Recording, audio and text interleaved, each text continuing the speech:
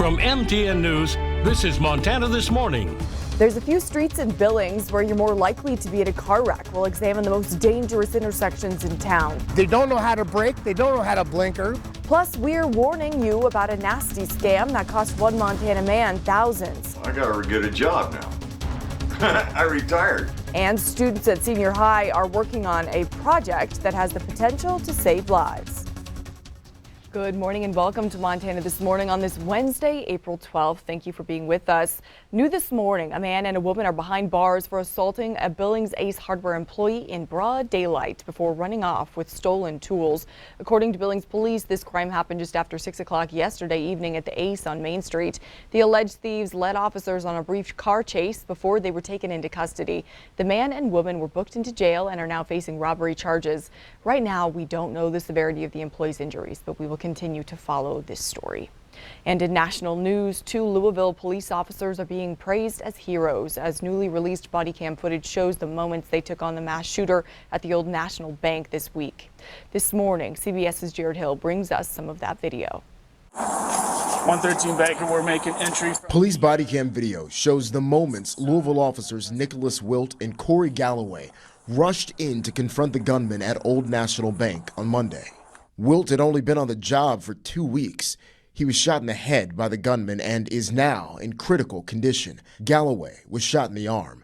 Cell phone video shows him taking cover before eventually shooting and killing the suspect. These officers unflinchingly answered the call to protect and their duty to serve. Tragically, lives were lost, but countless lives were saved. The suspect killed 5 of his co-workers in Monday's attack. Deanna Eckert, who died Monday night, Joshua Barrick, Thomas Elliott, James Tutt, and 45-year-old Juliana Farmer. She had just moved to Louisville about 3 weeks ago to help raise her 4 grandkids. My mom was the sweetest person, loving person, a smile that lit up the room. A memorial is growing outside the bank as people bring flowers and leave messages to honor the victims. It's something that hits a little closer to home because it's where you're from.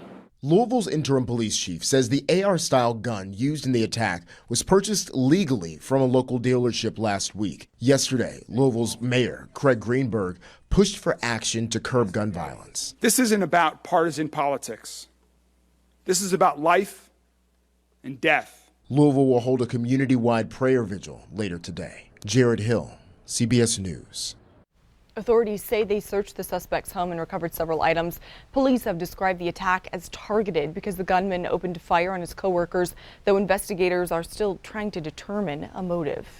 Back in Montana, Miller, we are coming off of some record temperatures yesterday. We did, yeah. Well, let's take a look at that. Here in Billings, we actually tied a record high and we beat the record high in Miles City. Miles City hit 88. Look at that. And that's the earliest that they've hit in the 88 wild. degrees ever. I think the earliest on record was on April 17th.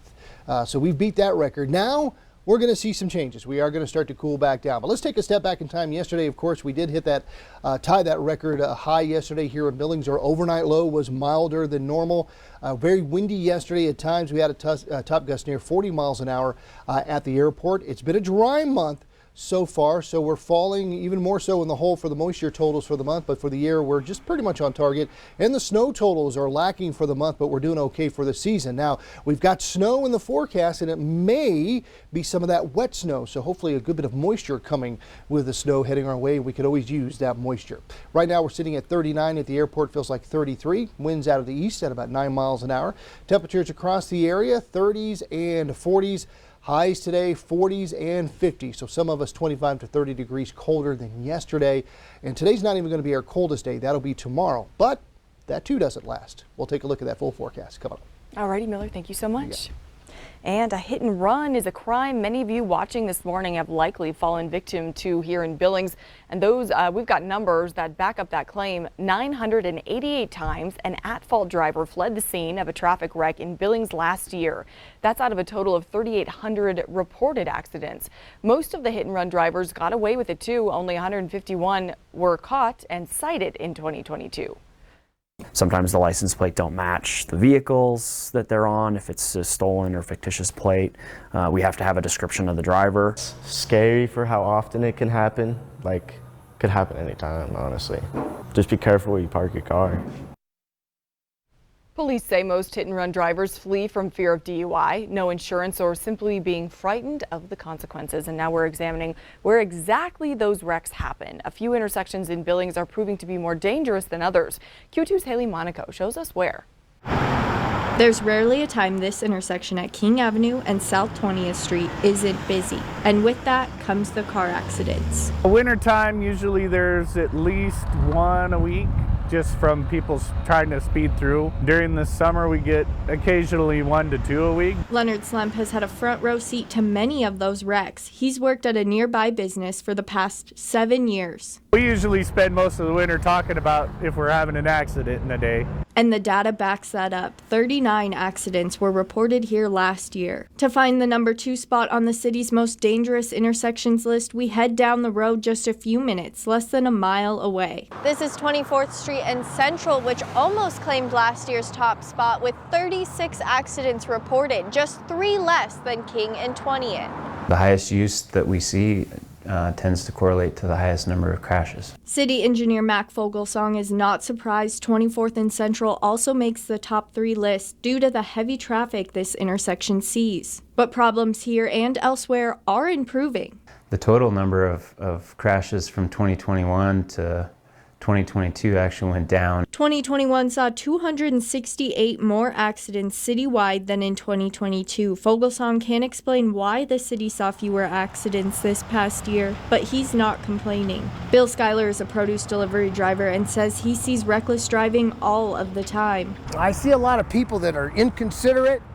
They're always in a hurry. They don't know how to brake. They don't know how to blinker. Well, basically, a lot of them don't know how to drive.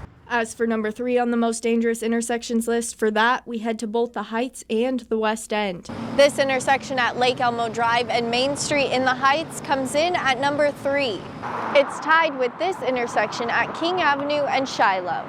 Both intersections had 31 accidents reported, one a busy traffic light and the other a roundabout. 3 roundabouts on Shiloh Road made the top 10 list. But Fogelsong says an accident at roundabouts could have a better outcome, which is why they were installed. Because they're low speed, typically they're kind of sideswipe type interactions, not the nasty T-bone crashes that you might have at a traffic signal. Crashes that should serve as a reminder to all to slow down and drive safe. In Billings, Haley Monaco, MTN News.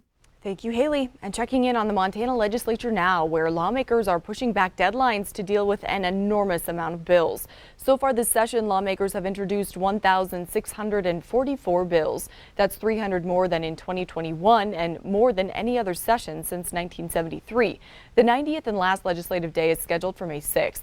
Today, the House will be holding a full-day floor session, trying to get through a number of Senate bills that may need to be returned to senators with amendments. Certainly people work long hours to accommodate this bill flow. And, you know, that's a good thing. We really enjoy working for the legislature. You just heard from Jerry Howe. He's the Legislative Services Division Executive Director. It's he and his staff of 65's job to research, draft bills, and deal with technology. Howe estimates that bill drafting staff alone worked 3,600 hours beyond the standard 40-hour week. Thank you all for your work. And we want to warn you about a sinister scam that recently cost a Reed Point man $15,000. He spoke with Q2's Kelsey Marison, hoping to protect others from falling victim. On Easter Sunday, Craig Buckner was doing some yard work here at his home in Reed Point when a man asked him to purchase some jewelry to help him get back on his feet. He agreed, thinking he was helping the man out, but it turns out it was all a scam. My wife and I came here 17 years ago. Craig Buckner and his wife Bonnie fell in love with the small town of Reed Point, but last year everything changed on a dime. So it's 15 months ago I lost her. So I've been kind of in a,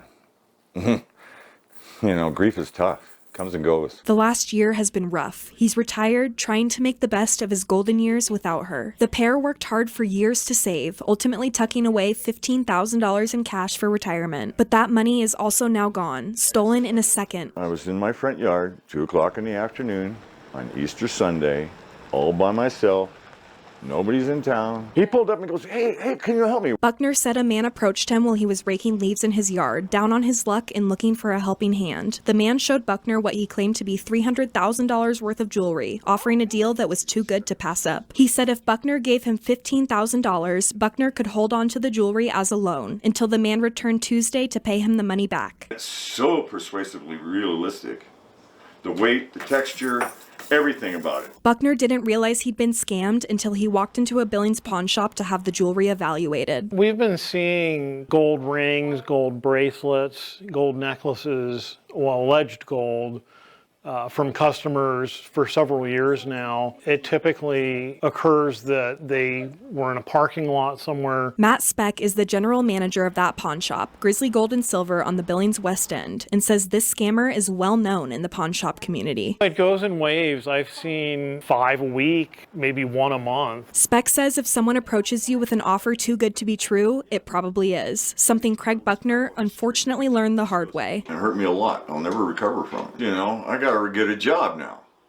I retired. His retirement savings now gone. So are you hopeful that you'll get that money back? You could always hope, honey. You can. You could always hope. But I doubt it. In Reed Point, Kelsey Marison, MTN News. Thank you, Kelsey. A wave of businesses are closing in downtown Billings, leaving several buildings vacant near 27th Street and 6th Avenue North. You might have noticed the Burger King shut down somewhat suddenly over the weekend. It joins a Conoco station, Denny's, a U.S. Bank branch, and the Hub Drop-In Center, all closing the last few months. While it might seem alarming, the Downtown Billings Alliance is spinning this into a positive. Because now you've got almost basically a city block. That could be a very big first of its kind in terms of operation. 4 of those properties are potentially owned by the same family. At particular intersection, there is an opportunity now where you can do something really transformative.